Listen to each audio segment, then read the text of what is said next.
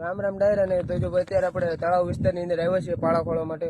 તો આ રહ્યું આપણું પાવર ટ્રેક અને આ જે તળાવ વિસ્તાર છે ત્યાં આપણે પાળા ખોળવા માટે આવ્યા છીએ. આગળ તળાવ છે ને જો ભાઈ અત્યારે વરસાદની આગાહી છે અને વાતાવરણ કઈ કેવું છે જો ચોમાસા જેવો નજારો છે.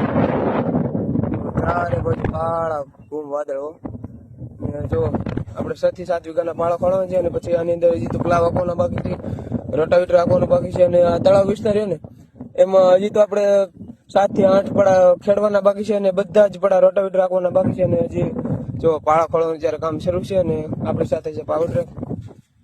એ તો શરૂ કર્યું છે સવારમાં.